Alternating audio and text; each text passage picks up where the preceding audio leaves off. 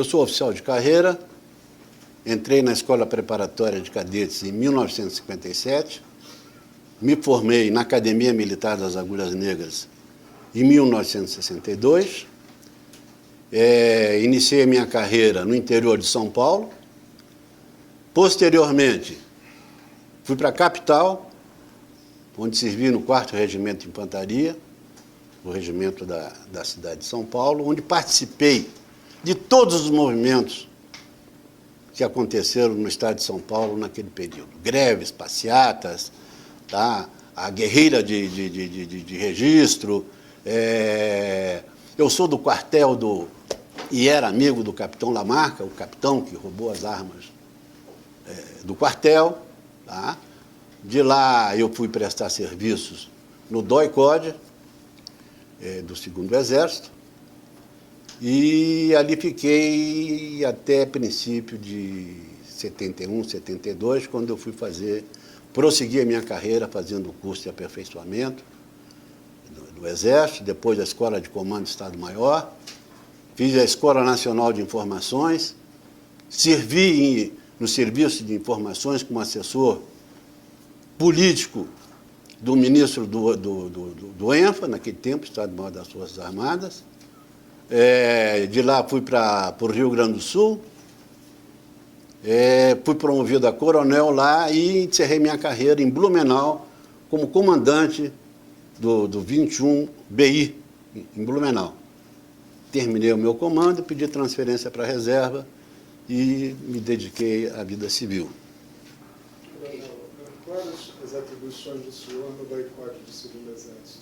Eu passei por quase todas as atribuições. Eu fui oficial administrativo, eu fui oficial chefe de equipe de busca e apreensão, eu fui chefe de equipe de interrogatório, tá? Eu era uma espécie de coringa ali dentro. Tá? Foi uma época em que houve uma mudança significativa. O comandante do Exército queria mudar os padrões do Serviço de Inteligência, colocando oficiais selecionados, oficiais com mais de um curso, além do curso que possuía, da Academia Militar das Agulhas Negras, e eu já, na época, era graduado em administração e pós-graduado a nível de mestrado pela Fundação Getúlio Vargas. Então, ele queria alguém que usasse de outros métodos o conhecimento, a dissuasão, a luta contra a ideia. O cara chegava lá e dizia: eu sou marxista-leninista, vocês milicos são burros, os ignorantes. Ah, pô, você é marxista-leninista? Ótimo, porque eu sou especialista em Marx e Lenin, vamos conversar então. A conversa do cara não durava 1 minuto, sabia nada. Aí eu aproveitava para fazer um trabalho de contra-informações, tentando destruir aquilo que ele imaginava ser verdade. Uma informação importante para nós: a quem o senhor se reportava e quem participava da equipe do senhor nessa época? Não, de nomes eu não me lembro, tá? Eu fui da equipe do coronel Ustra, o maior herói do Exército da atualidade, um grande injustiçado, só porque ele foi o comandante dali. Tá? Era um homem que devia obediência aos escalões superiores, mas que, infelizmente, todo mundo acha maravilhoso dizer que foi torturado pelo Ustra. O Ustra nunca encostou em ninguém. Nós, oficiais, nunca encostamos em ninguém. Eu nunca encostei a mão num cara desse aí. Eu atirei em alguns deles quando em equipe de busca. Porque nós íamos ao encalço, nós íamos para efetuar a prisão. Infelizmente, nós chegávamos lá, davam todas as condições para o cara se render,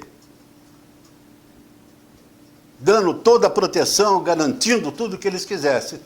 Porra, nós éramos 20, 30, cara. Com metralhadora, granada, FAL. E o cara, às vezes, com um fuzilzinho, querendo fazer frente a gente. Como é que nós íamos fazer? Se o cara abria fogo? Se o cara se negava a se entregar e começava o tiroteio, começou o tiroteio, ninguém. E o resultado, lamentável para nós, era a morte desses jovens. Uma vez, o motivo de reunião lá no DOI, nós dissemos, olha, nós estamos acabando com a nossa elite, nossa juventude, todos eles da Universidade de São Paulo. Naquele tempo, na Universidade de São Paulo, quem não pertencia a uma organização era torcedor.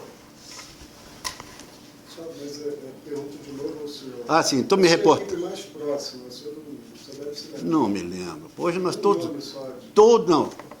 O oficial era só um. Não, eu digo que trabalhasse da equipe que trabalhava com o senhor. Não tem.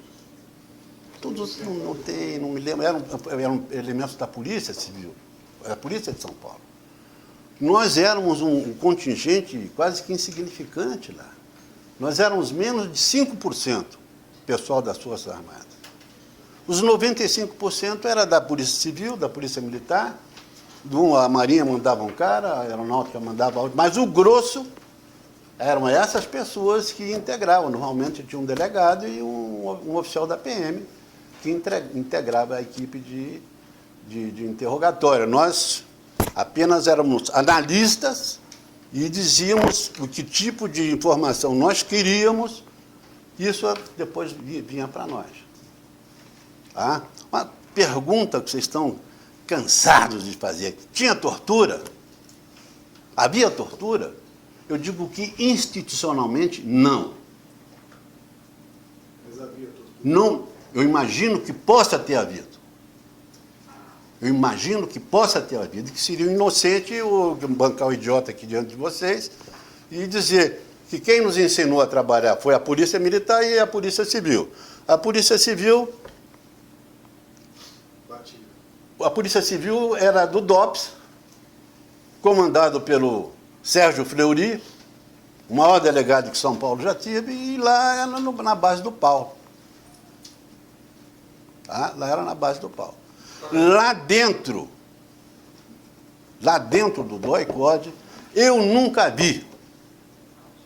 Como eu disse a vocês, eu nunca vi, não encostei a mão, participei, sim, da captura, da busca. Agora, isso perdeu muito, tem cara que está sendo muito vagamente. Porra, cara, eu estou com 76 anos, a minha cabeça já não...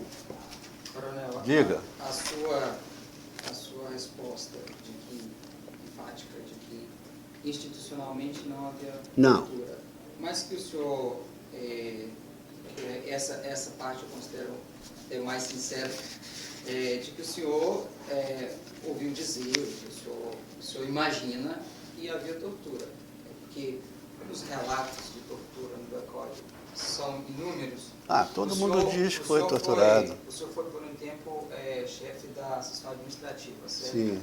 Nesse período, como na chefia da seção administrativa, primeiro assim, me esclareça qual que era as suas funções como chefe da seção administrativa. O que o senhor fazia? Não, eu era responsável por todo o material. Nós trabalhávamos numa delegacia, ali na rua Tutóia. A metade funcionava como delegacia de polícia, a outra metade como DOI. Eu imagino, então, que nessa função, o senhor, a sua seção, pelo menos, deveria ter o registro de pessoas que entravam, ingressavam e que saíam. Não. Eram coisas completamente... Eu tratava da logística lá do local. Arma, munição, viatura, pedidos, alimentação, era isso. O lado operacional era todo lá. Era outro. Tá? Era a equipe de busca, a equipe de análise, a equipe de interrogatório. Fisicamente, ficava próximo de onde ficavam os presos? Não. Políticos? A parte de inteligência, de análise, etc., ficava no próprio prédio da delegacia, que é um prédio grande. A parte administrativa ficava em outro prédio. É que a minha pergunta, coronel, assim, que eu acho que deve ser a curiosidade das pessoas todas que estão aqui, é que se nesse período todo que o senhor esteve, e honestamente nós todos sabemos que houve tortura no DOI-CODE, o senhor nenhuma vez presenciou? Nunca presenciei, nada? nunca. O senhor não viu nada? O senhor não Nunca. viu nada? Até porque, dada a minha formação, eu não podia concordar uma coisa dessa, pô. Porra, eu era um cara com 2 cursos superior, com curso de pós-graduação, mestrado. Porra, eu vou lançar mão de violência para conseguir. Eu lançava mão, sim, da minha capacidade, da minha inteligência. Então, eu não ficava e eu não assistia a isso daí. Agora, se você está me perguntando se há, só um idiota que imagina que não haja. O senhor citou o seu chefe com muita admiração, o Coronel Ustra, que esteve aqui prestando depoimento para a Comissão da Verdade, como o senhor sabe. Nessa ocasião, a Comissão Nacional da Verdade apresentou para o Coronel Ustra um documento em que ele até reconheceu que havia citado esse documento no livro dele, que mostrava o seguinte: durante o período que ele esteve na chefia do ECOD, uma lista de pessoas que entraram como presos políticos e que a própria instituição reconheceu que essas pessoas não saíram de lá vivas. Essas pessoas morreram no ECOD.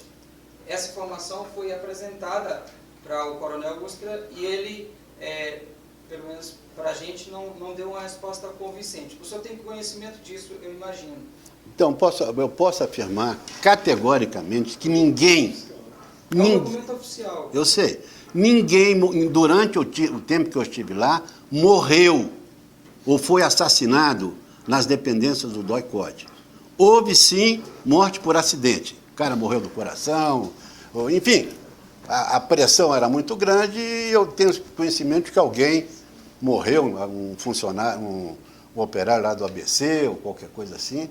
Agora, morte, lá dentro não, porque lá eram tomados os depoimentos preliminares para a organização, a iniciação do inquérito. E, posteriormente, esse pessoal todo ia para o DOPS. Eu não me lembro o número agora, mas era um número expressivo. De pessoas que morreram lá? De pessoas que reconhecidamente entraram vivos e não saíram. Não, isso não existe. Isso é um documento oficial. Eu estou falando aqui diante do meu filho e do meu neto. Eu não mentiria para ele. Lá, ninguém morreu assassinado ou vítima de maus tratos.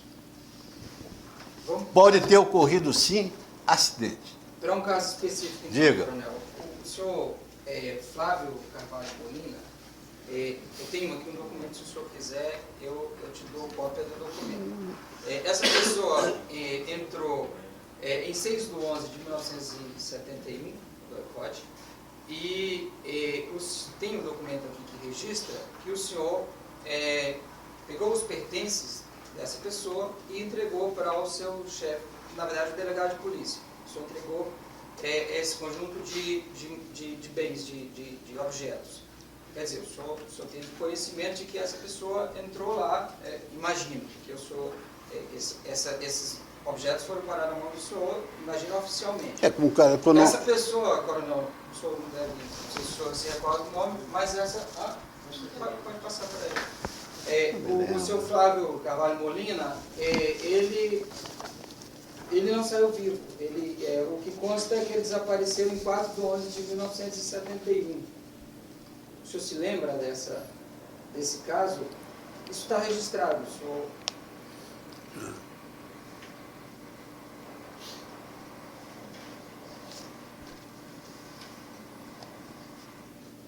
Honestamente, não. Se eu guardei pertences de alguém... Não, o senhor guardou porque... Não, eu sei que está aqui. Porque era uma prática normal, o cara entra preso ali, como se fosse preso. O cara deixa todos os bens ali e no dia que ele for embora para o DOPS, se devolve as coisas para ele. Não tinha nada que ver a sessão administrativa, não tinha nada que ver com a parte operacional. Evidentemente que a gente fica... Outra coisa que é muito importante saber, você falou José Cláudio Molina. A gente não se lembra do nome de pessoas, claro, que cada um desses aqui tem 4 nomes, viu? Vulgo José, vulgo Carlão, vulgo não sei o quê. Então falou, o Carlão caiu. Porra, quem é o Carlão? Então o pessoal que estava lá dentro que sabia quem era o Carlão, se era esse Molina ou não. Aquele episódio lá de um dos cemitérios lá de São Paulo, que diz que vários foram enterrados em vala comum, Perus. Porra, o cara chega lá com nome, com documento falso. Tudo falso. Nome falso. O cara morre, como é que você vai identificar o cara? O cara era mandado lá para o Instituto Médico Legal e, porra, lá... Como é que você vai identificar o cara que tem documentos falsos? Coronel, sobre esse assunto, por que os agentes do Estado usavam codinomes? Isso nós aprendemos com os terroristas. Se o senhor puder me explicar? Não, é por isso. Mas por quê? Porque para ninguém saber quem eu sou. Tá? O meu nome verdadeiro eu escondo, não digo para ninguém. Ninguém. Nós aprendemos com... Quando aconteceu o roubo da arma lá do Quartier, o capitão Lamarca levou as armas, isso é bom vocês entenderem. Aquilo ali pegou todo mundo de surpresa. Pô. Eu servia lá como oficial, não era do DOE. Aquilo pegou todo mundo de surpresa. Porque ele saiu e deixou um bilhete lá dizendo que, escuta, não se esquece de avisar o Cabral de que... Pô, então no dia seguinte todo mundo atrás do Cabral. E Cabral tinha um coronel, Cabral tinha um sargento e tinha 3 soldados e correram atrás dos Cabrais. Só então nós descobrimos que eles usavam codinomes. E o codinome era para evitar que fossem identificados. Normalmente, até usava a técnica de colocar um homem ou uma mulher. A mulher não tinha papel nenhum. Era apenas a companheira do cara, porque eles iam ter que morar num lugar e, para não levantar suspeita, era um casal de qualquer jeito ali. Mas, via de regra, eles não sabiam o nome do outro. E quanto menos eles soubessem da vida um do outro, era melhor para eles. Então, nós adotamos também a mesma coisa. Lá no DOI, os delegados usavam posto de capitão, tenente, isso aqui que tem, os oficiais usavam de delegado, e era assim, ninguém sabia. E quem escolhia os nomes? Era a própria pessoa. Não, a próxima pessoa. A própria pessoa? A própria pessoa. Não era o chefe? Não. O cara pode arranja um codinome e tal. Coronel. Deixa eu dizer mais uma coisinha. Ali, muito do que acontecia não era do conhecimento da maioria da tropa. Porque nós tínhamos que ter a nossa identidade preservada. Nós tínhamos que ter a nossa identidade preservada. Então nós podíamos usar cabelão, bigodão, barba, peruca. Isso eram coisas que os comandantes das unidades às quais nós pertencíamos não aceitavam. Pô, você é um militar, vai cortar. Eu falei, não vou cortar. Eu tenho ordem do comandante do exército para não... Mas aqui você não entra, mas tudo bem, eu vou falar com o comandante. Ele não entendia isso, que nós precisávamos ter a nossa identidade preservada, porque, gente, não era brincadeira. A coisa vista de longe, 40, 50 anos depois, parece assim que era uma coisa de louco, mas nós éramos ameaçados. Nós éramos ameaçados, ligavam para lá, vamos pegar vocês, lá soltava a lista daqueles que deviam ser justiçados, vai morrer fulano, vai morrer Beltrano. Eu, na minha casa, eu não podia ir a restaurante, eu não podia sair com minhas filhas, eu não podia canto nenhum. E eu morava dentro de um quartel protegido por todo mundo. Me lembro que até uma vez eu quase mato lá um bando de crianças que eu morava no lugar, acordei de madrugada com barulho no quintal da minha casa. Eu falei, pô, são os caras que estão aí. Qual é o seu codinome? Hein? O seu codinome qual era? Meu codinome era Ítalo Andrioli. Sempre isso? Sempre, sem dizer nenhum outro. Coronel, na mesma linha o senhor disse que não se lembra do caso do senhor Flávio Molina. Isso para mim é compreensível, até que o senhor não lembre do nome. Não lembro, honestamente não me lembro. e que a gente sabe de conhecimento, os militares usavam codinome e tal. Isso, embora para mim, sinceramente, coronel, não me convence, pelo menos a mim, é que o senhor, durante esse tempo todo, não tenha ouvido falar, não tenha presenciado nada de tortura. O senhor era chefe, como o senhor falou, da equipe de Não, eu interrogatório. não disse isso para você. Eu disse que eu não presenciei. Em nenhum momento. Eu não presenciei e não tomei parte. Agora, aqui que eu Mas disse o senhor só uma... sabia que havia tortura, então? Você está dizendo que o senhor não presenciou. Mas O senhor a sabia. polícia nos ensinou a trabalhar, não havia outra maneira de trabalhar. Então o senhor admite que Pode ter havido, não estou dizendo que houve. Agora, se houve, eu quero dizer para você o seguinte, não era institucional, como o Cláudio Fontelli falou aqui uma vez, que nós recebíamos ordem do escalão superior para torturar as pessoas. Isso não existe, cara. A mesma coisa que está nesse imbróglio agora, de que o Exército informou que as dependências das unidades não eram destinadas à tortura de ninguém. Não era. Mas agora, se havia... outra coisa que vocês não sabem é que havia uma espécie de comando paralelo no Exército. Tá? Porque nem todos concordavam com as coisas que estavam sendo... Quem fazia parte disso, coronel? O pessoal de formação era uma linha de comando. Quem nomes, por exemplo? Não sei. A linha de comando que ia do presidente da República até a ponta da linha dentro das unidades. Ali era um escalão que às vezes passava por cima do comandante. Era só a linha de informação, era só do pessoal de informações. O comandante às vezes não sabia de nada. E essa linha saia lá de baixo e vinha até aqui em cima, que a ponta final aqui quem era? Era o SNI, no Exército, no caso do Exército era o CIE, no caso da Marinha era o CNMAR, no caso da Aeronáutica era o CISA, mas tudo fechava no SNI. Coronel, o que o senhor Diga. está dizendo agora, nesse momento, eu reputo de muita importância, porque a gente tem farta evidência de pesquisa que já havia anterior à instituição da Comissão Nacional da Verdade e que foram muita coisa comprovada com as tomadas de depoimento e análise de documento da Comissão Nacional da Verdade. Então, que existia tortura, a gente sabe. A gente sabe e a sociedade sabe porque tem uma farta documentação e uma farta quantidade de documentos, de depoimentos, inclusive alguns oficiais. Por exemplo, o juiz Nelson Machado, de quem a gente tomou depoimento recentemente no Rio de Janeiro, ele fazia visitas ao DOI-CODE e ele admitiu, ele falou que existia tortura. E ele é um agente do Estado, ele é um magistrado, ele admitiu.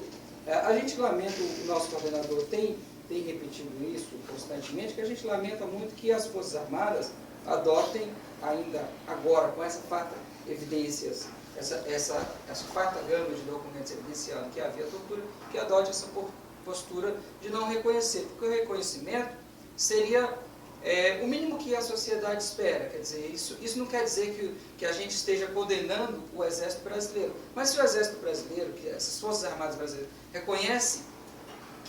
se reconhecessem que cometeram erros, isso seria muito importante para um dos pontos específicos aqui. Mas eu não sei... Verdade, que é a reconciliação. Então, o que o senhor está dizendo agora, para a gente é muito importante, por isso eu gostaria que o senhor especificasse com mais clareza. Quer dizer, o senhor reconhece, então, que não oficialmente, mas que o Estado brasileiro torturou e matou? Sim, eu vou dizer mais ainda. O maior torturador, a tortura existe. A tortura existe. Existiu. Existe. E o maior torturador é o Estado brasileiro. Porque quando definiram, não tipificaram, quando definiram o crime de tortura, modificaram o verbete. Se você for ver o verbete lá no Aurélio, lá está escrito que torturar é infligir sofrimento físico e moral a alguém. Essa é a definição de tortura que está lá no Aurélio.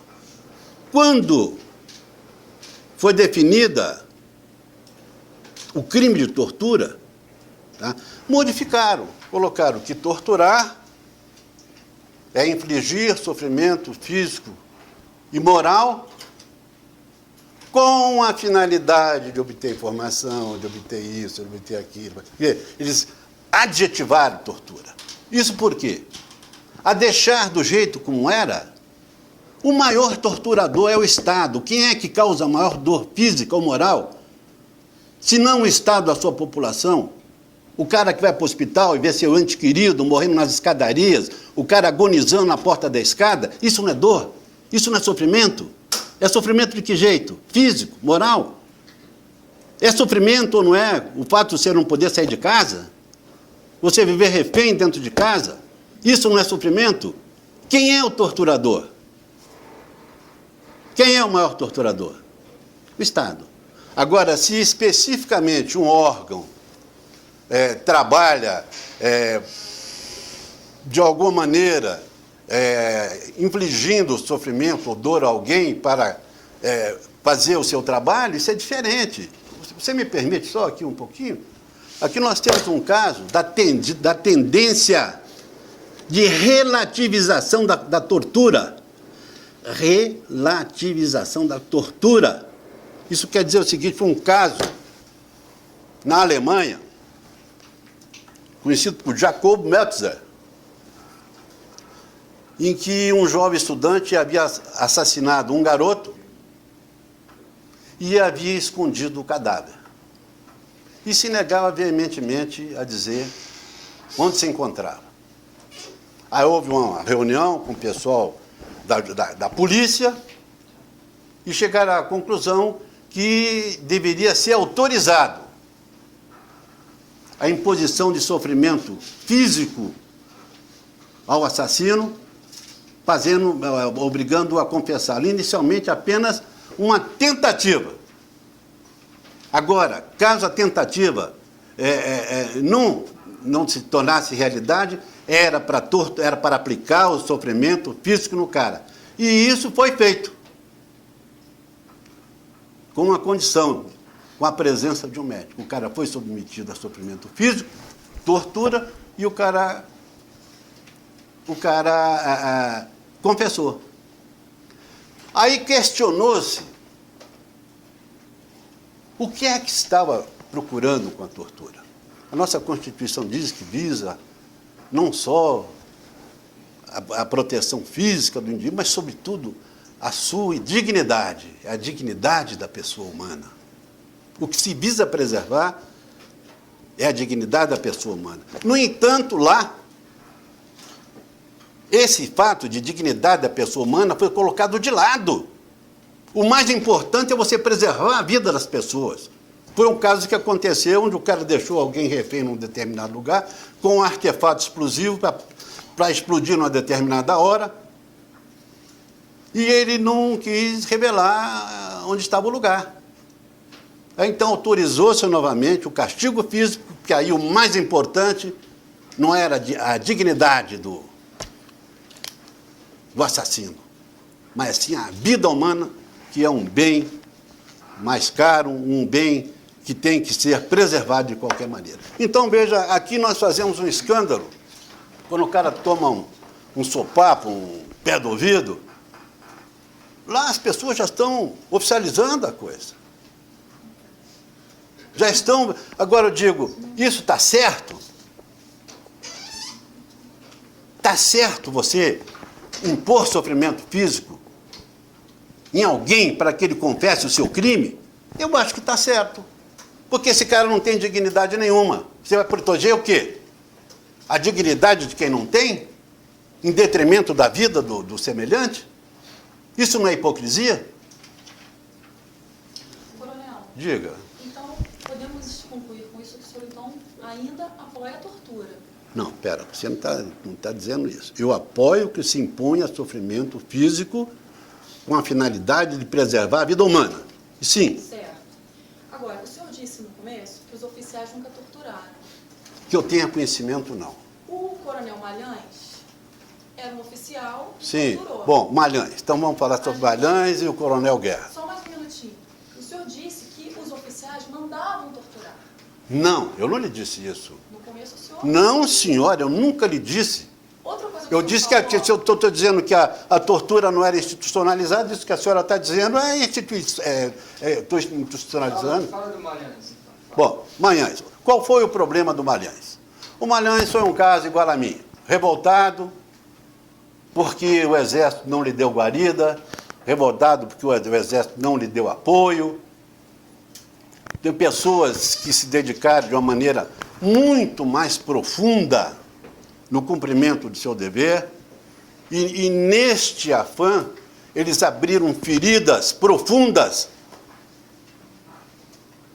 em suas almas. E o Malhães já estava doente, estava senil, estava revoltado, e já não dizia coisa com coisa, e parece que estava interessado em vender alguns exemplares de um livro que ele escreveu. Então, nós, no Exército, não gostamos da atitude do Malhães, tá? E só depois fomos capazes de perdoá-lo por saber que ele já era um cara doente. Este Guerra, esse delegado, se ele fez isso, que ele veio aqui e disse, esse cara merecia estar enjaulado. Esse cara não é um ser humano. Como é que a pessoa diz que pega, mata, toca fogo, faz, vira, acontece, assim com a maior frieza? Esse cara tinha que estar enjaulado. Esse cara é um doente. Coronel, mas o Malhães falou a mesma coisa. Também. Era oficial do Exército. Mas não estou dizendo que o oficial do Exército é santo. Estou dizendo que alguns deles se entregaram de maneira tão definitiva. Cara, você chega na idade que eu estou, você faz um resumo da vida. Você pergunta, porra, o que eu fiz?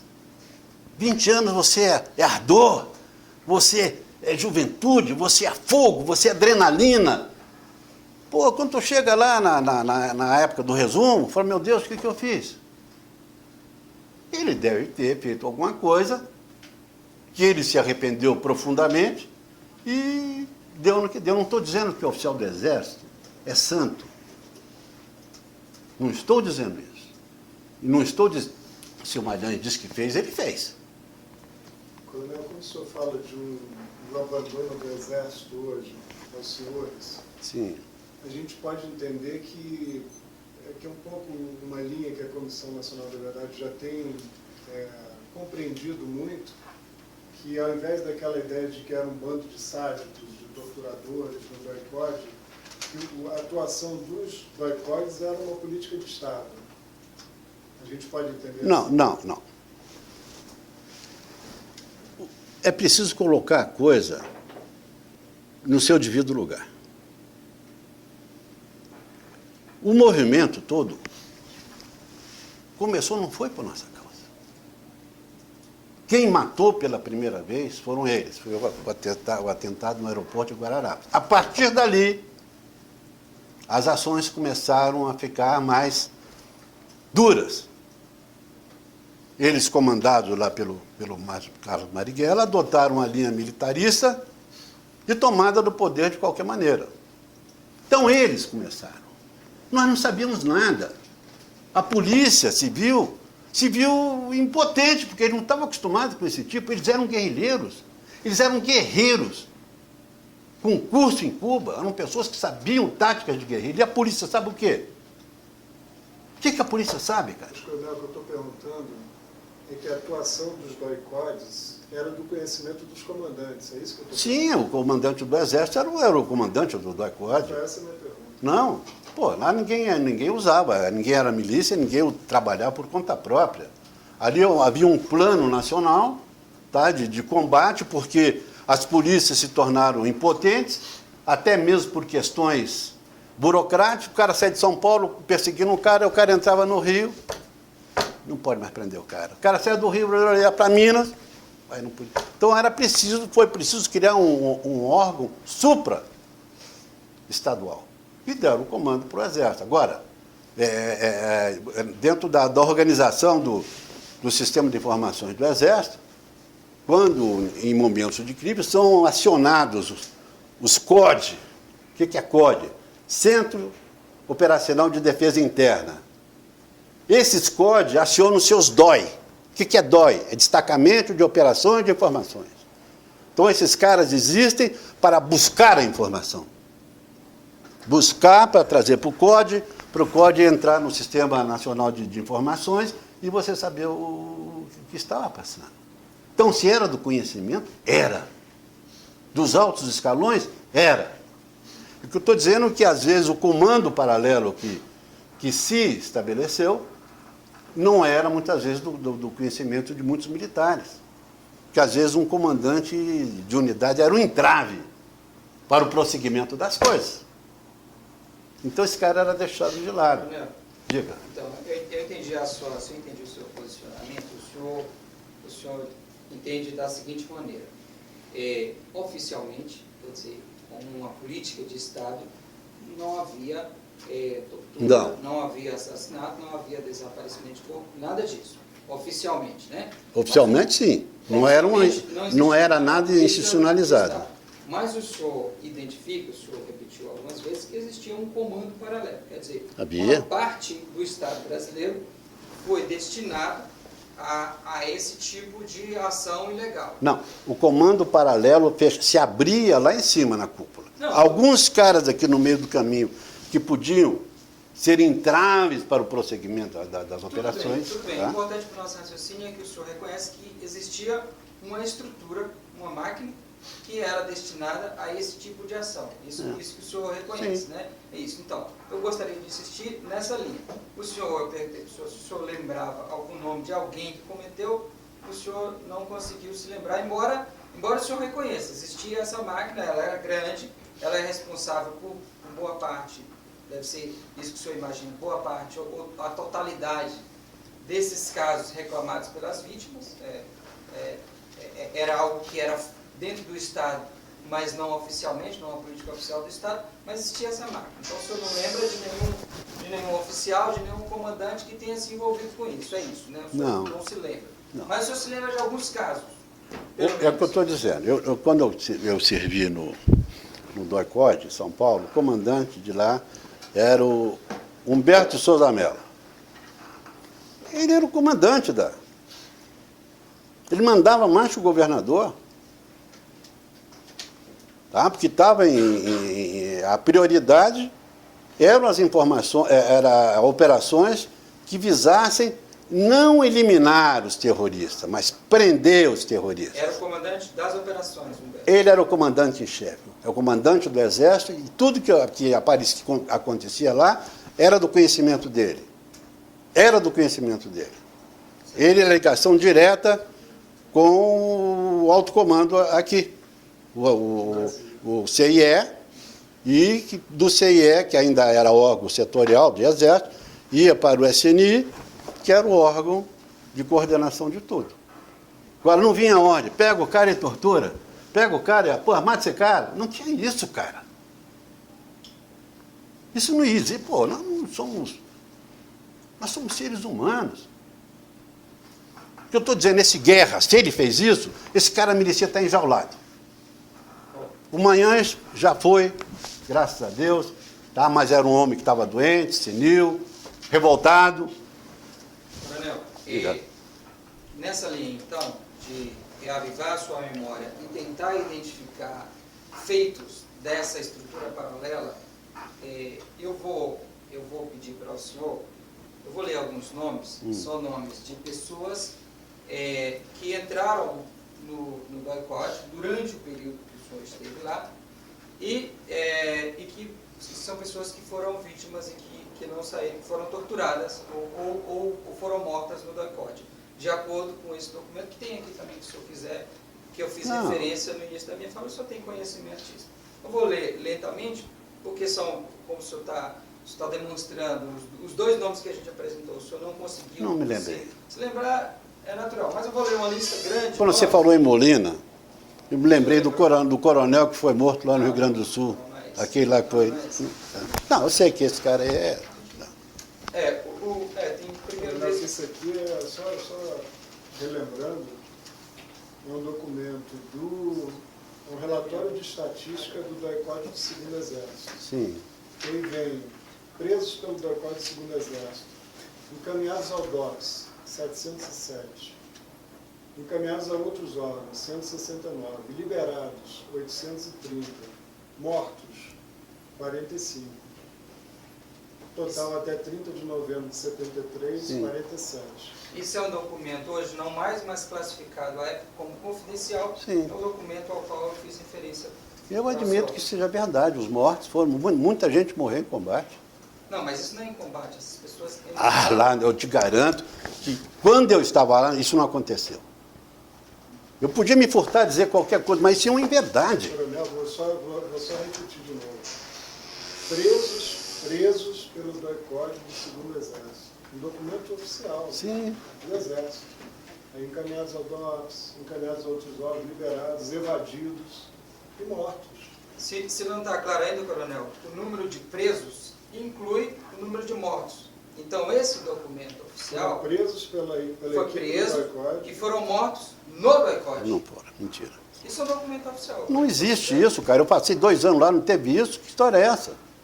Não, isso não é história. Não, é isso não existe. Quem escreveu isso não tem noção das coisas. Certo. Eu estive lá, eu estou sendo honesto, e quando eu digo para vocês, lá houve um acidente em que morreu um funcionário, um operário do ABC, tá? Que não sei qual era o envolvimento dele, morreu por problemas cardíacos. Eu estou dizendo o período que eu servi lá. Foi pouco mais de 1 ano. Pode ser que tudo isso tenha acontecido antes ou depois. No meu período, isso não houve. Não houve. Muito pelo contrário. Pessoas, eu salvei de morte numa operação que foi feita no Pacaembu, lá em São Paulo, uma operação Pente Fino, em que um casal se assustou, um casal de terroristas, se assustou com a presença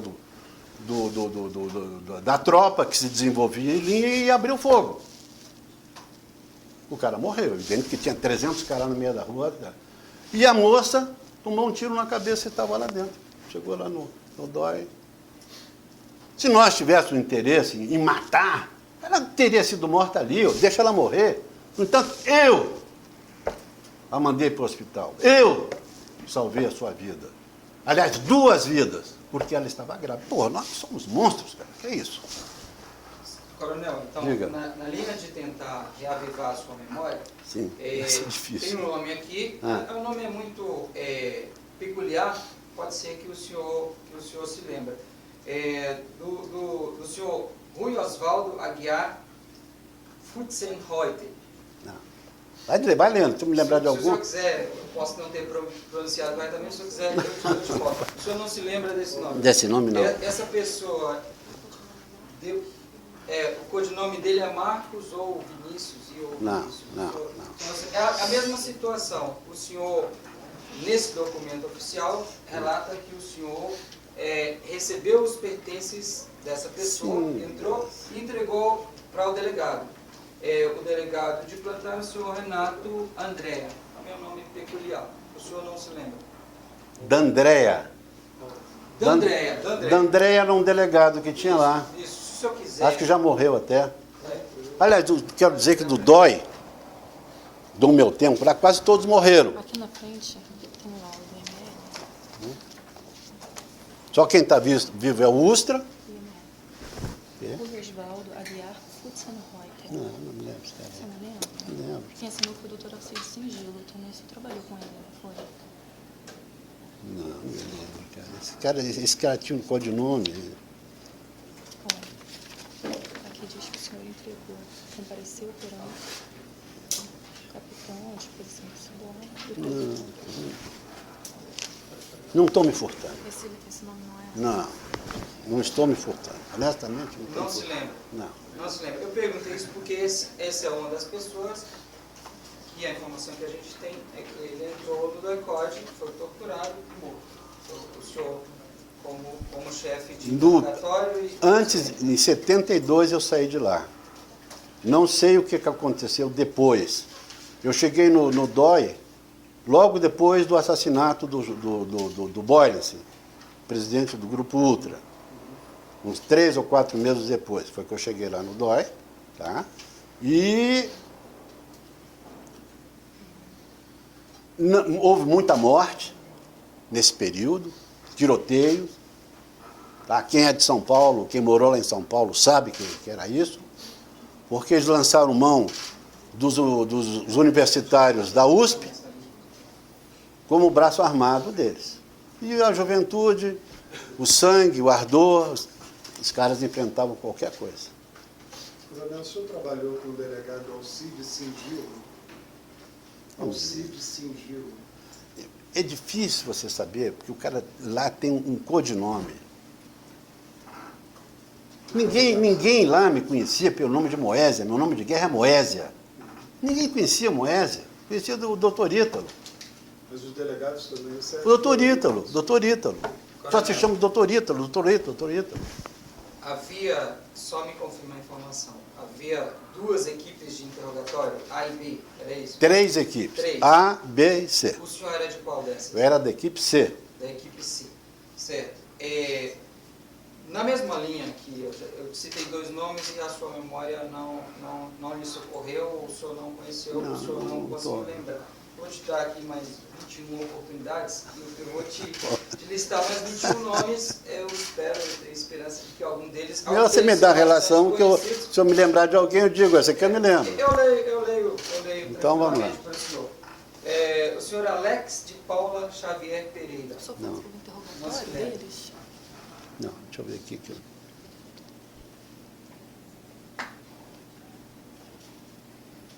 Essa Ana Maria Nacionovic Correia, não há quem não se lembre dela. Vocês sabem quem era Ana Maria Nacionovic Correia? Era a loira dos assaltos, famosa na época, nos anos 70, porque ela comandava GTA. O que é GTA? É o Grupo Tático Armado. Cada organização subversiva dessa tinha o pessoal que era encarregado de fazer trabalho de massa, de ações, outras, e havia esse pessoal que era da equipe militar, era um militarista por excelência. Essa Ana Maria Nacionovic Correia era a loira dos assaltos. A sua equipe interrogou a... Não. Eu vi a loira morta, num tiroteio que houve... Puta merda, não sei se foi no Cambuci, não sei. Pegaram alguém no Mato Grosso, o cara entregou o cara em São Paulo, aí montou-se uma emboscada num restaurante lá no Cambuci, eles foram emboscados, tá? Deu-se voz, quando eles saíram do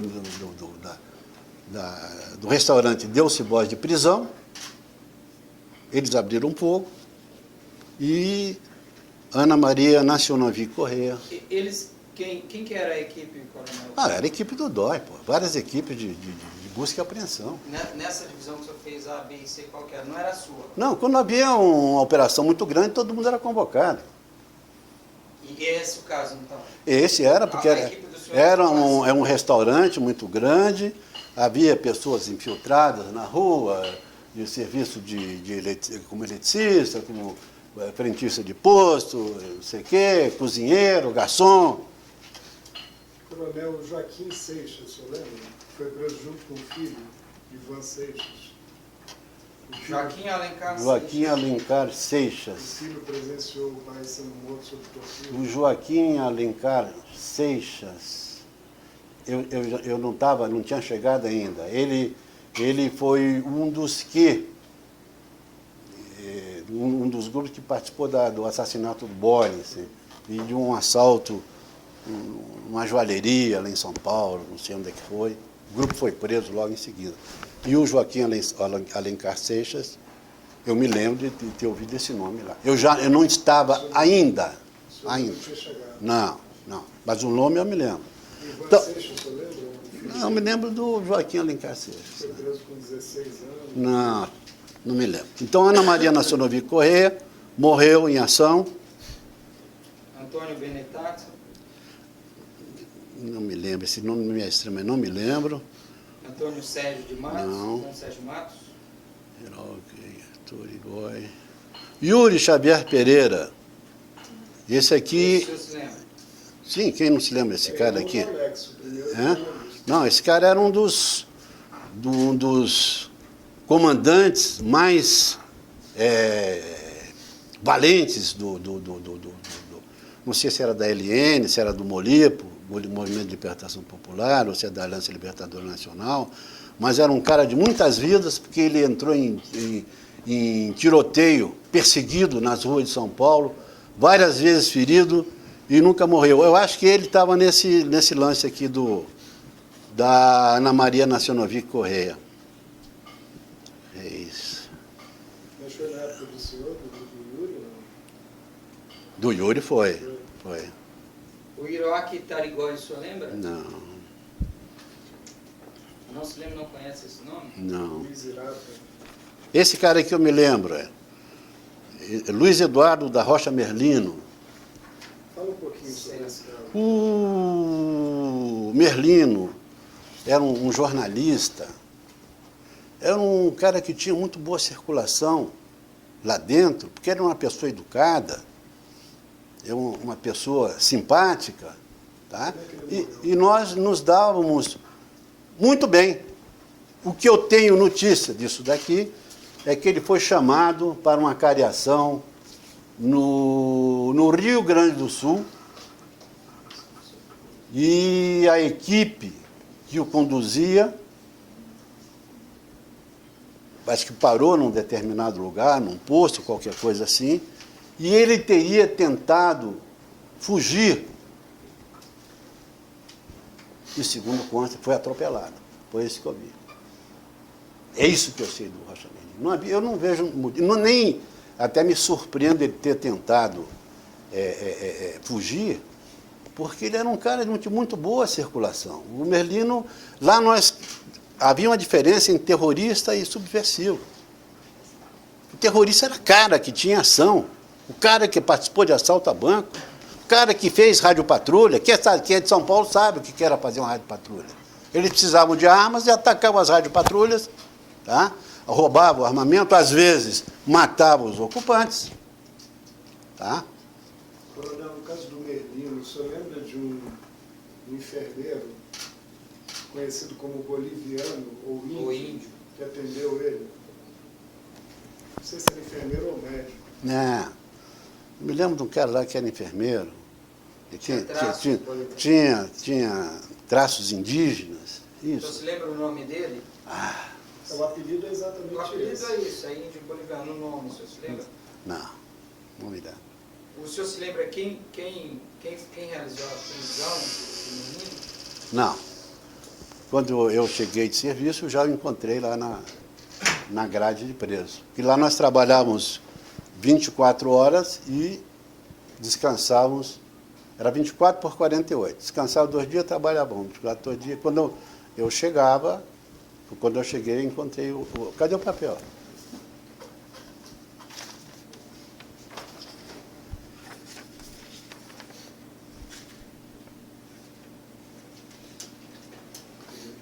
Coronel, Diga. o senhor informou para a gente no início da nossa conversa que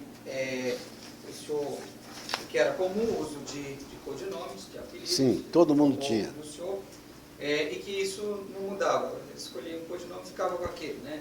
Então, nessa linha, eu perguntaria o seguinte: o senhor se lembra quem era o Oberdan, ou Zé Bonitinho? Lembro o Bernardo da minha equipe. Qual que era o nome dele? Não sei. Você tem aí o nome? Eu não sei. Não tem. Se era... Aliás, Ele era da sua equipe, então? esse cara teve um lance interessante, que quando eu cheguei no DOI, me puseram para estagiar com ele. E nesse dia, ele ia ser justiçado. Tanto é que lançaram os panfletos. Nesta manhã foi justiçado o torturador Oberdan, não sei das quantas, blá, blá, blá, blá, blá, blá. Então nós usávamos a tática do desbaratinar. Você nunca saía pelo mesmo itinerário. Tá? Então você tinha que dar uma desbaratinada antes, porque era comum o cara tentar te seguir. Então você entrava por aqui, aí saia por lá, entrava dentro do quartel do Exército, saía para dar uma desbaratinada e depois ir embora.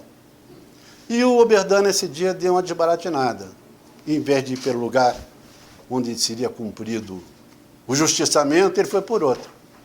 E os caras já tinham até soltado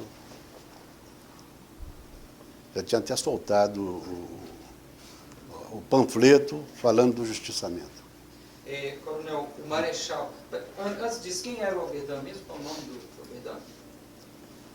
Pô, o Alberto era da minha equipe, Da sua equipe, então. mas eu não sei o nome desse cara. São 50 anos, sei, era codinome, tá? O senhor sabe do Ustra, sabe do Fleury? Não, pô, o Ustra é meu amigo, cara. Mas o Alberto- Tomo uísque com ele toda semana. O senhor lembra que era da sua equipe, mas não lembra o nome? Mesmo no dia a dia, vocês... Não, porque você preservava o nome, cara, o codinome. Mesmo no dia a dia? No dia a dia, não tem esse lance de chamar fulano, vem cá, não tem isso. E o Marechal, quem era?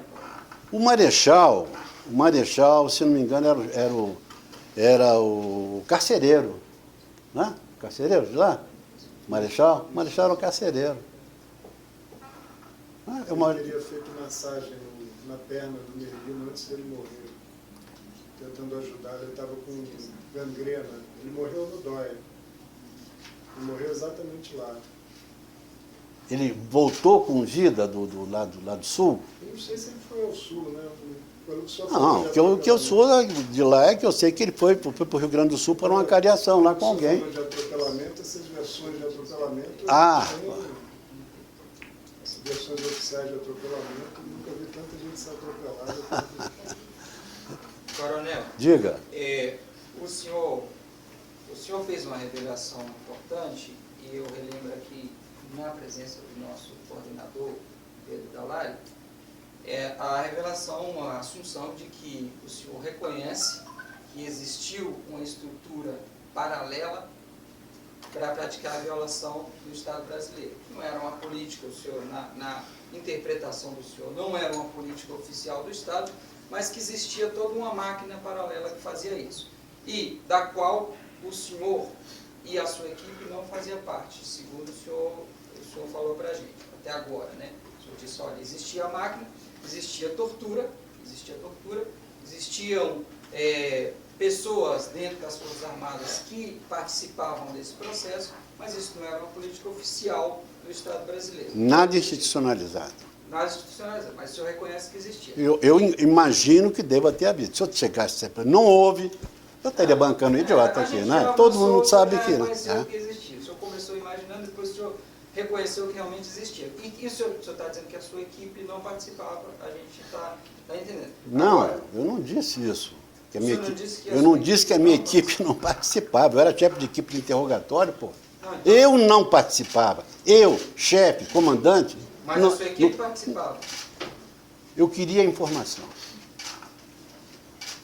E o método de trabalho era um método que veio lá da polícia, que foram eles que ensinaram, que nós não sabíamos fazer nada disso. Tá? Não, certo. A minha... Qual era, desculpa, senhor coordenador, qual era o método? De quê? O método de trabalho?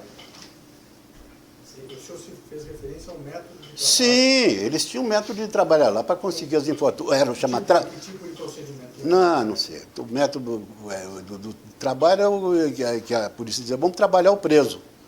Quando não trabalhar o preso, o senhor pode imaginar um monte de coisas. Eu não quero imaginar nada, estou perguntando qual seria o procedimento. Eu não sei. Se o senhor não sabe, eu também não sei. Eu não participei Você disso. não estava lá. Mas eu estava, mas não participei.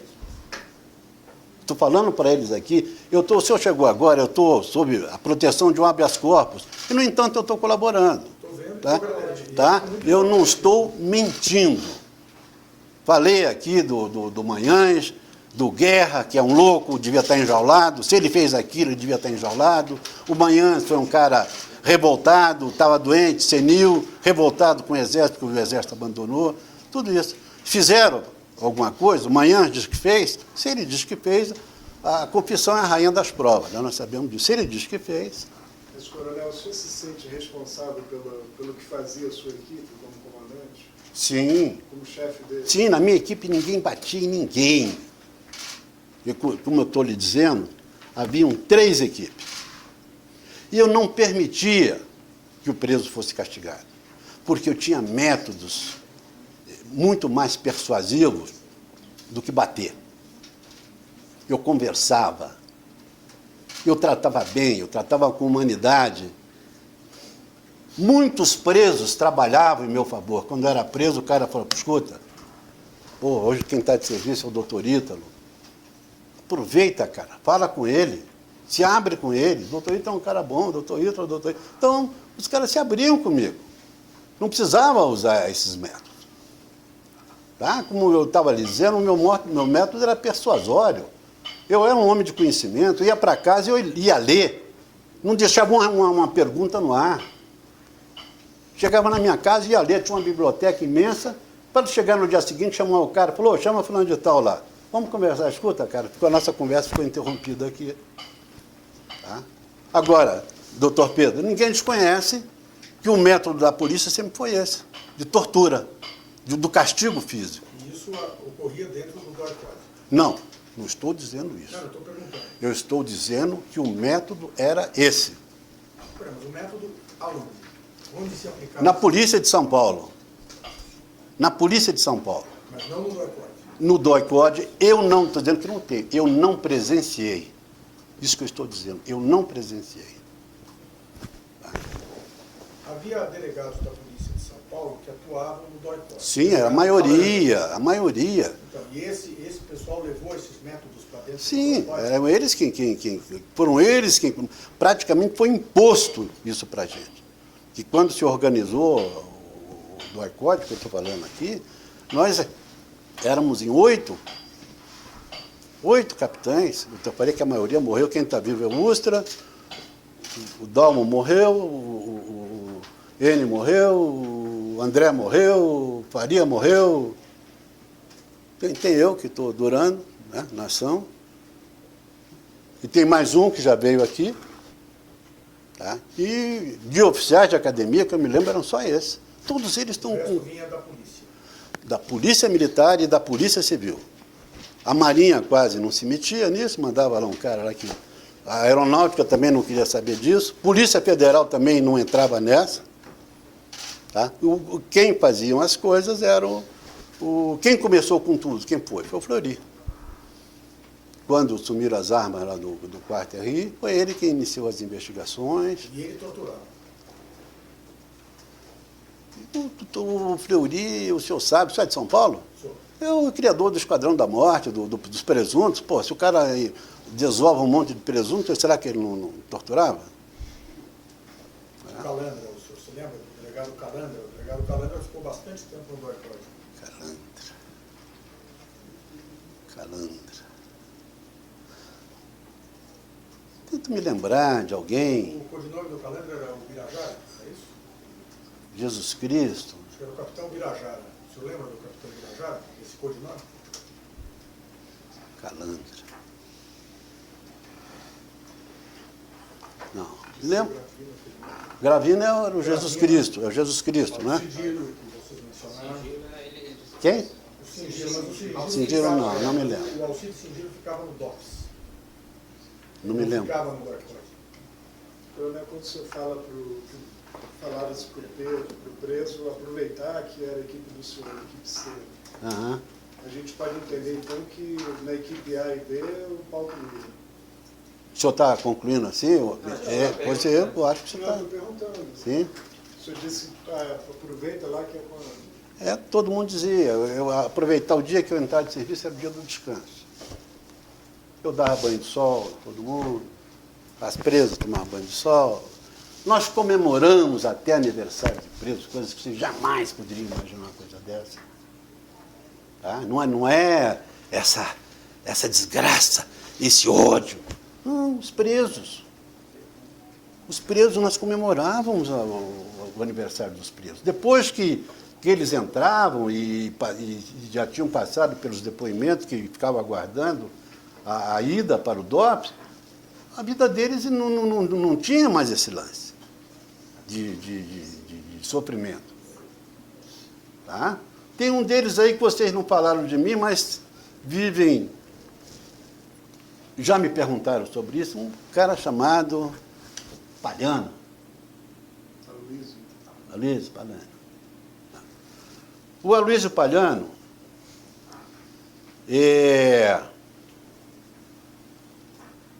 eu recebi o Aloysio Palhano do DOPS todo arrebentado. Todo arrebentado. Vindo do DOPS. Do DOPS. Tá? E então o Urso chegou e falou, Moés, olha, estamos recebendo um cara que está todo arrebentado, porra, Zé. Porra, não mexe no cara, não. Eu falei, não. Que eu era técnico de futebol, fiz massagem, eu pessoalmente fiz massagem nesse cara.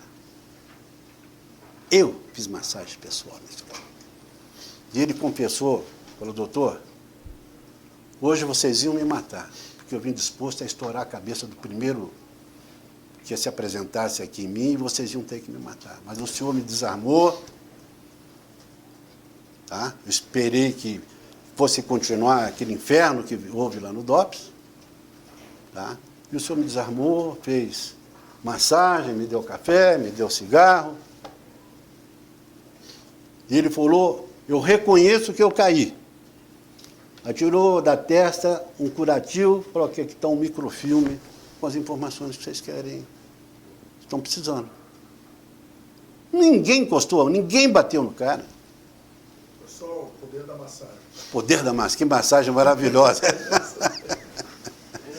O cara chegou lá todo arrebentado, tomou querosene aos montes, né? O cara chegou lá e falou, pô, hoje eu vou morrer aqui, eu vou pegar o primeiro pescoço do primeiro cara que chegar aqui. E conversamos, cigarro, massagem, blá, blá, blá, blá. Deixei ele descansar um pouco, e não foi preciso fazer mais nada. Este cara, eu sei que foi para o Rio de Janeiro, ele foi ser interrogado pelo CIEL, pelo Selimar, não sei. Quando eu voltei, 2 dias depois de serviço, ele estava retornando e se queixando, falou, porra, doutor, acabaram comigo. Falei, porra, e o que fizeram com você? E no dia seguinte, foi a última vez que eu o vi, ele sendo levado por 2 agentes do Fleury para o DOPS. Nunca mais se ouviu falar nele. Vocês estavam aí outro dia falando, perguntando, tá? Então, este cara eu vi saindo para ir, sendo conduzido pelo Urso. Doutor Pedro, eu quero fazer uma pergunta. O senhor vai me ajudar a responder. Por que vocês nunca bateram as portas do DOPS de São Paulo? Não bateram. Nós ouvimos, Me perdoe. São Paulo, Não. Sigilo, nós ouvimos em São Paulo. Não, doutor. Ouvimos o Calandra, ouvimos todos os policiais da Polícia Civil, o Carlos Augusto, nós temos tido essa preocupação, porque essa informação que o senhor dá de que a Polícia Civil torturava, nós também temos. Agora, nós temos a informação que se torturava na Polícia Civil e se torturava no DOI-CODE. E as pessoas morreram no DOI-CODE. Não. Isso eu estou dizendo para o senhor, que eu não tenho conhecimento que alguém tenha sido assassinado no DOI. Durante... Meu Deus do céu, pô, doutor, eu fiquei 1 ano ali, meu Deus do céu, pô, eu não vou saber das coisas. No ano que o senhor teve não aconteceu, mas o Estado brasileiro já reconheceu isso. O Estado brasileiro, num determinado tempo, jogou a toalha. Ele não queria mais responsabilidade, e não jogou as feras, e disse, se vira. Se o cara disser, me torturou, pronto. Ah, esse aqui fez isso, fez? Ah, fez. Tá? Eu estou dizendo para o senhor, por que nunca foram bater as portas do DOPS? Por que, doutor? Deixa eu lhe perguntar. Eu dizer para o senhor que nós fomos ouvir pessoas. Mas não com tanta veemência. Nós éramos 8, dos 8 restam 3, e vive essa perseguição em cima da gente. Por que vocês não bateram as portas de São Paulo? Deus do céu! Doutor Romeu Tuma, Está falecido. o xerifão, endeusado, cantado em prosa e verso. Por que não foi? Ele foi diretor do DOPS, pô. Não saía lá do DOI. Mas ele é falecido.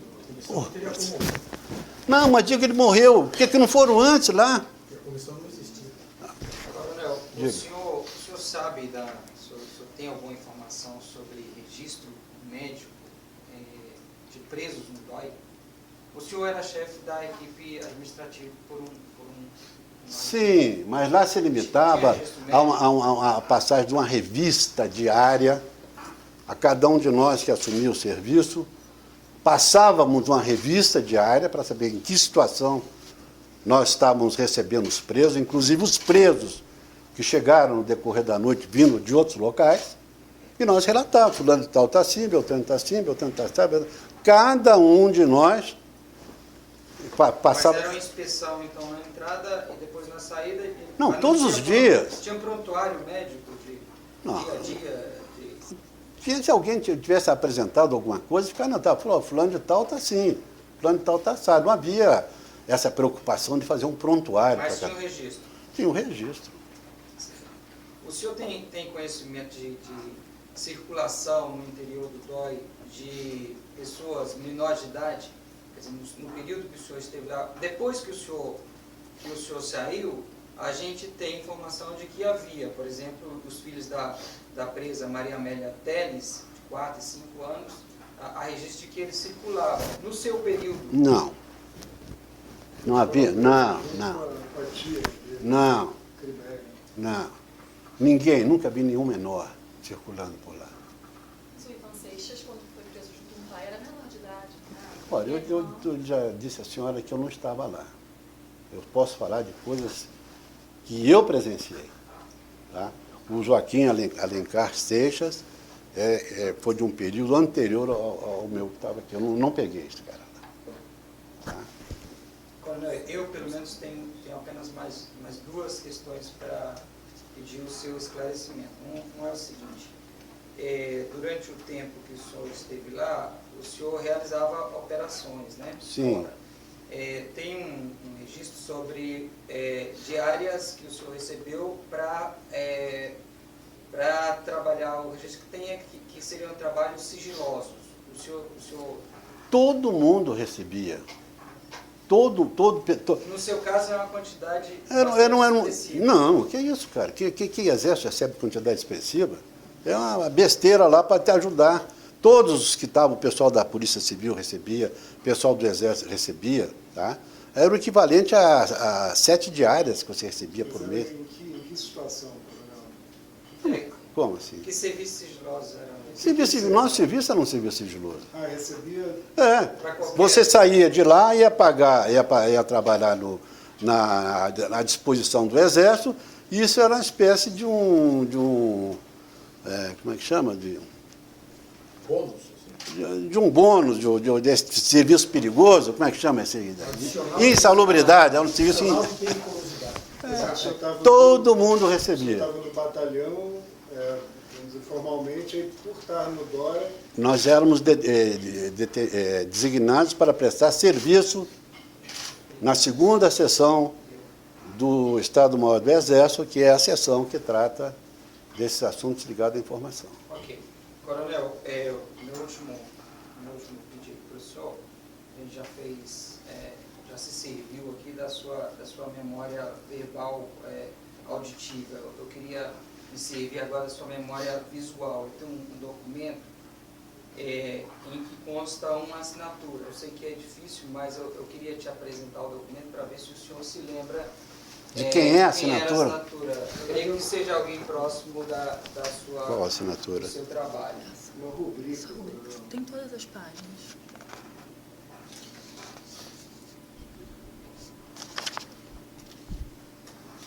Documentos recorrentes do DOI-CODE com essa rubrica.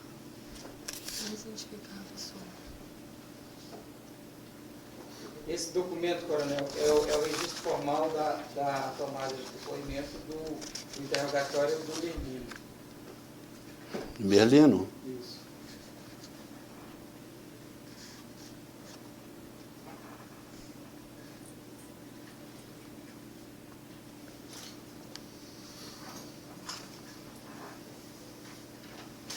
Olha, a sistemática disso daqui é que após a tomada do dos depoimentos preliminares, esse depoimento era encaminhado por uma sessão de lá, que preparava o pacote para ser remetido junto com o preso para o DOPS de São Paulo.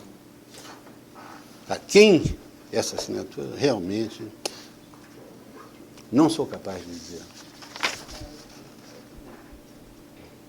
O senhor não se lembra? Não. Bom, Se eu me lembrasse, eu lhe diria. Tá bom, obrigado.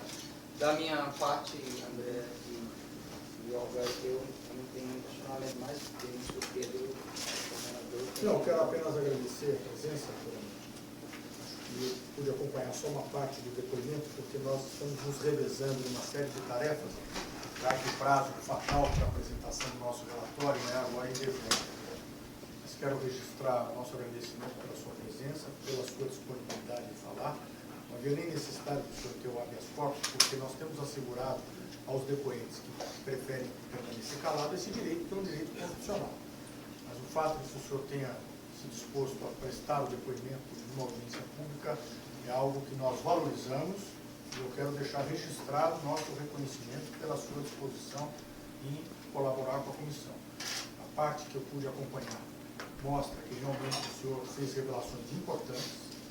Essa revelação sobre o envolvimento da Polícia Civil de São Paulo com a prática de tortura é algo que nós já tínhamos conhecimento, mas o seu depoimento corroborou algo que para nós é importante e ajudou a mostrar realmente um contexto em que graves violações de direitos humanos ocorreram. O senhor procura justificar isso, eu não vou entrar no mérito, mas, de qualquer maneira, para os propósitos da comissão, que é a apuração dos fatos, a contribuição do senhor foi muito importante e eu agradeço, em nome da Comissão Nacional da Verdade, a sua disposição. Se eu me permite, só para dizer duas palavrinhas. Pode fazer a declaração final. Nós éramos uma tropa regular. Nós não éramos uma milícia. E nós fomos convocados para esse trabalho porque a polícia se tornou incapaz. Nós fomos formados para a guerra. Essa operação, tipo polícia inicialmente, não era uma prática que nós dominávamos.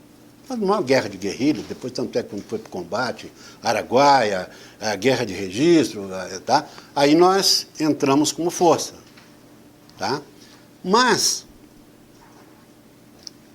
plagiando aqui aquela famosa atriz, que disse que ela mais levou fama do que foi para a cama, eu quero dizer isso também.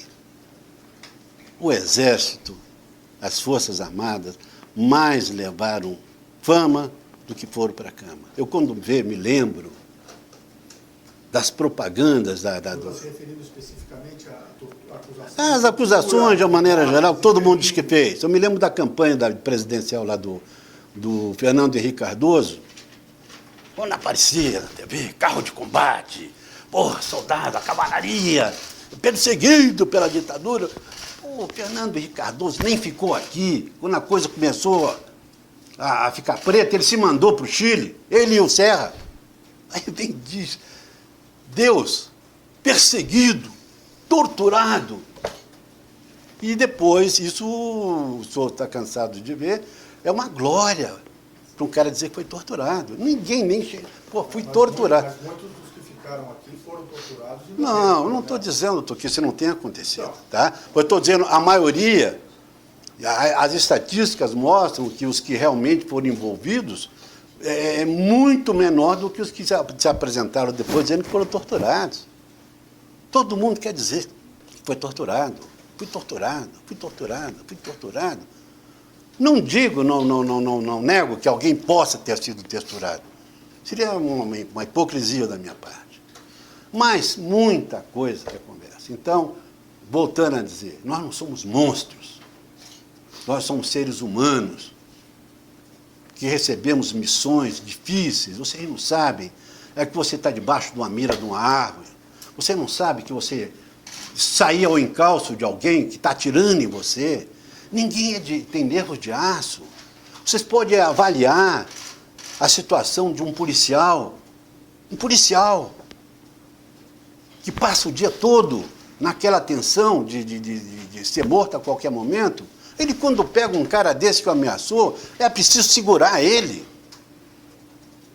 É preciso segurar ele. Porque o medo é tanto que ele está disposto a fazer qualquer coisa. E aí era o nosso papel, de não permitir exageros, tá? Daí a mudança do general Torres de Melo, Humberto de Souza Melo, que quis mudar o padrão do pessoal do interrogatório, colocando oficiais capacitados, com mais de um curso, além daquele da Academia Militar das Agulhas Negras. Tá? Que os anteriores estavam envolvidos nessa... Era só o cara lá e... Quando aconteceu, me lembro que quando aconteceu o roubo das armas do quarto, depois foi o fim do mundo. Foi o fim do mundo.